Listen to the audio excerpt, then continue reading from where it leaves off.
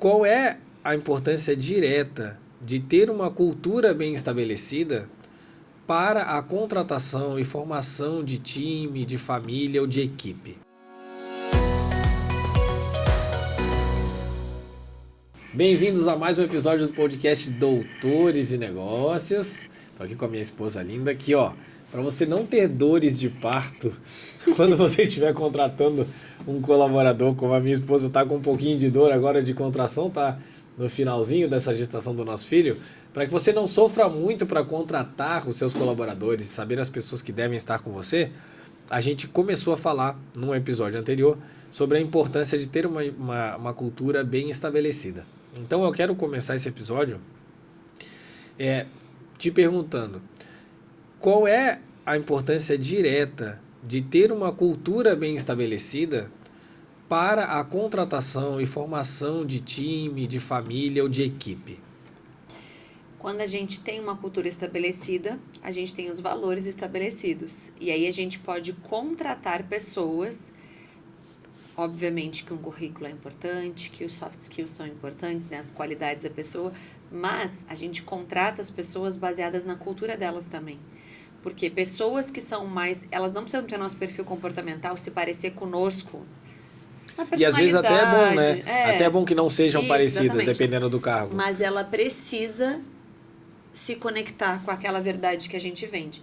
Tu sempre usa um exemplo, né, amor? Não adianta eu ser vegetariana radical e trabalhar numa empresa de distribuição de carne onde eu estou no processo de venda de carne. Eu até posso ser uma boa vendedora, mas se é algo que vai muito contra a minha verdade, é muito mais difícil que eu me torne uma boa vendedora naquilo que eu não acredito. Então essas coisas elas são fundamentais. Então você só consegue contratar de forma assertiva, e a gente não tem nada contra hunters e empresas para contratação de forma alguma, mas você mesmo tendo uma empresa, para você contratar uma empresa terceirizada, você precisa ter uma cultura estabelecida para ela poder botar pessoas que se conectem com os seus valores, né? Então acho que esse é um dos grandes princípios de ter uma cultura estabelecida na contratação. Por exemplo, digamos que na sua empresa aí, seja da área de saúde ou não, um dos valores que você não abre mão é pontualidade, e o outro seja, digamos assim, assiduidade presencial no trabalho. Então tem que cumprir o horário inteirinho, não pode faltar de jeito nenhum, não pode se atrasar. Aí tem uma pessoa que ela gosta de uma vida mais light, que ela curte a liberdade de fazer na hora que ela está afim de fazer, na hora que ela está inspirada, e que outros momentos que ela não está inspirada, ela não está afim, ela quer ir para a praia, ela quer fazer outra coisa, e ela vai te entregar muito, mas ela vai fazer às 3 da manhã o que ela tem que fazer, se é possível. Cada empresa funciona de um jeito. Não adianta que essa pessoa esteja na sua empresa, porque os valores não se comunicam. Então a empresa vai ficar insatisfeita com a pessoa e a pessoa insatisfeita com a empresa. E ela pode ser excelente em outro lugar, mas na sua empresa dificilmente você vai considerá-la excelente. E tem mais do que isso. Às vezes ela é até muito boa no que ela faz. Mas se você prega uma coisa para 99% dos seus funcionários e dá liberdade para um fazer diferente, você está sendo incoerente. E um dos piores posicionamentos de um líder é a incoerência. O líder precisa ser coerente. O líder precisa ter muita clareza da direção daquilo que ele quer fazer.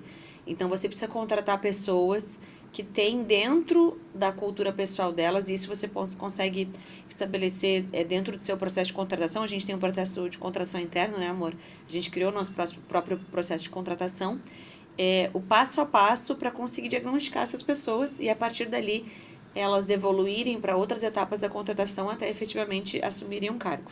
Inclusive hoje tem empresas que elas nem usam empresas de contratação. Elas têm, porque basicamente a gente pensa assim, existem duas formas de contratar. Uma seria através de uma empresa especializada em contratações, e a outra seria você ter um protocolo interno de contratação, né? Que a Bárbara é a rainha dos procedimentos operacionais padrão. Então podem existir pessoas tão boas quanto elas no mundo, mas melhor que ela não vai ter, no máximo igual. Então existem basicamente essas duas formas. Mas hoje tem muitas empresas contratando da seguinte forma: uma psicóloga que é especializada nessa área, então ela pode ser às vezes só ela mesma a empresa, mas ela sabe avaliar, né, os valores das pessoas, a cultura das pessoas, e aí a partir disso ela vai selecionar para vocês, para sua empresa, pessoas que tenham valores semelhantes e pensamentos semelhantes aos valores da sua empresa e os pensamentos da sua empresa. Isso torna a contratação muito mais assertiva. Então, tem muito menos chance de você ter que dispensar um colaborador, muito menos chance desse colaborador pedir para sair. Então, diminui a rotatividade da sua empresa, o que é ótimo, porque as empresas, de forma geral, elas precisam ter uma identificação. Os clientes gostam de se identificar, né? E as pessoas não se dão conta disso, né? Que a alta rotatividade de funcionário acaba trazendo uma insegurança para o consumidor, porque ele já não sabe mais exatamente com quem ele vai se comunicar, quem que está no fechamento, quem está na venda, quem está numa recepção. Essa alta rotatividade, ela acaba descaracterizando a marca.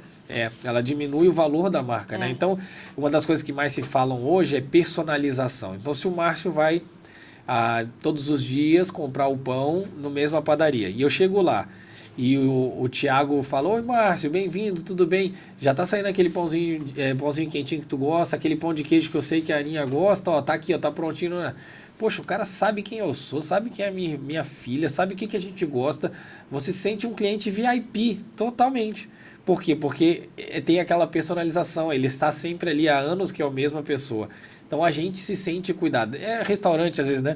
Muda ali o garçom, que, poxa, cadê aquele garçom que me atendia sempre? Ou mudou o gerente, aí muda a forma de trabalhar. A gente sente a estranheza, né? Mesmo que a empresa continue entregando com o mesmo cuidado ou com a mesma excelência, mas você perde um pouco a referência. Então, quanto menos roda o seu time, melhor é. E para rodar menos, o processo de contratação precisa estar bem ajustado. E para estar bem ajustado, o ideal é que a cultura da empresa esteja muito bem estabelecida, os valores muito claros. E uma coisa que a gente vê muito resultado na nossa empresa, e o Márcio recentemente até trouxe algum livro que ele leu e eu não li a respeito do assunto, é a contratação interna, né? A gente treinar pessoas da nossa própria empresa para que elas cresçam conosco e consigam assumir novos cargos na empresa. Então, a gente vai... Esse livro aqui, ó, o pessoal da edição vai ter que colocar. Esse livro aqui, ó, Empresas Feitas para Vencer, do Jim Collins, tá? Que fala isso, que ele analisou, é um estudo que mostra, ele analisou várias e várias empresas, ele e a equipe dele, e ele pegou 11 empresas que eram boas e se tornaram excelentes por mais de 20 anos, comparando com outras empresas que continuaram só boas ou que chegaram à excelência e caíram. Dessas 11 empresas, ele mostrou que em 9, os CEOs, diretores e pessoas de cargos mais elevados foram todas empoderadas dentro da empresa, ao invés de serem contratadas de fora. Pode dar certo contratando de fora, em alguns momentos é importante você trazer alguém de fora. É uma coisa que ninguém tem habilidade para aquilo, que precisa de uma especialização maior e tá tudo bem. Isso. Mas na nossa experiência, né, amor? Todos os nossos negócios que a gente tem até hoje, a maioria das pessoas que estão e assumindo cargos de liderança são pessoas que começaram conosco e que a gente foi formando. E é impressionante, acho que o sentimento mais interessante que eu vejo na contratação interna é a gratidão. As pessoas perceberem o valor, o reconhecimento que elas têm. Isso é muito legal. E a sensação de pertencimento, de fazer parte de algo maior, que elas enxergam desde o início, que elas ajudaram a semear e que agora elas estão passando no processo da colheita juntos, é muito grande, né? Porque às vezes, por exemplo, tem empresas que elas contratam CEOs com com projeto, assim, um ciclo de 5 anos. Depois de 5 anos, não vai ser esse CEO, nós vamos trocar. Tem o que o livro de Jim Collins mostra e a história mostra que muitas vezes isso não dá certo. Então ele mostra o exemplo da Chrysler, por exemplo, que a Chrysler estava mal, foi lá em cima e depois ela infelizmente decaiu de novo. E houve essa mudança de CEO mais de uma vez. Então, quando a gente tem um processo interno de crescimento, e aí vai outro episódio de podcast que é sobre treinamentos, da importância de você fornecer ferramentas para os seus funcionários crescerem e trabalharem também. Quando as pessoas elas têm pertencimento, elas trabalham mais motivadas, elas colhem os frutos juntos e aí elas não vão precisar ficar rodando. Então, é por isso que tudo começa na contratação. Eu estive esse final de semana com muito prazer no encontro de outros médicos empreendedores e foi feita essa pergunta assim, poxa, como é que eu faço para saber como diminuir a rotatividade da minha equipe para eu ter menos problema nessa área. E aí, graças a Deus, a resposta estava aqui e eu estava na plateia, né? E aí um dos grandes amigos meus lá falou assim, olha, tudo começa na contratação. Eu falei, certo, perfeito, é isso mesmo, tudo começa na contratação. Então, nós temos, né? Mas precisamos ajudar as pessoas a terem um processo de contratação mais assertivo. E tudo começa lá na cultura. Isso aí. Então, perguntas específicas sobre o que a pessoa faz, o que ela gosta, hobbies, aplique perfil comportamental, faça ela escrever textos, né? Faça testes com ela, entrevistas presenciais e online. Então, existe todo um processo que você cria na contratação para que você viva realmente aquele relacionamento duradouro com o seu time. E uma das coisas que mais tem se falado, tá muito na moda falar de soft skills versus hard skills, né? Para deixar claro o que é isso. Hard skills é aquilo que você vê num currículo. Sou formado em engenharia mecatrônica no ano tal, fiz pós-graduação nisso, fiz esse curso tal, Isso é importante? É importante, principalmente para cargos técnicos. A pessoa tem que estar capacitada para fazer aquilo que ela vai ser contratada para fazer, certo? Mas além disso, hoje se contrata muito mais pelas soft skills, que são características pessoais das pessoas, né? Então, uma das características mais importantes hoje que as empresas mais olham a pessoa sabe resolver problemas e conflitos, a pessoa sabe escutar, ela traz soluções. Então, existem processos de contratação, fórmulas de se avaliar isso para que você possa trazer um colaborador que vai acrescentar, né? Não adianta nada o cara ser fantástico e só saber trabalhar sozinho. Se ele não sabe trabalhar em time, é difícil que a sua empresa vá crescer com ele. Provavelmente vai gerar atritos, ruídos. Então, as soft skills hoje têm sido muito mais valorizadas do que eram anteriormente. Porque e muitas o restante vezes é treinável, né? Se as pessoas têm disponibilidade de estudar, elas são treináveis. Muitas vezes é isso. As hard skills muitas vezes são treináveis. Mas as soft skills é mais complexo, né? É isso. É isso aí.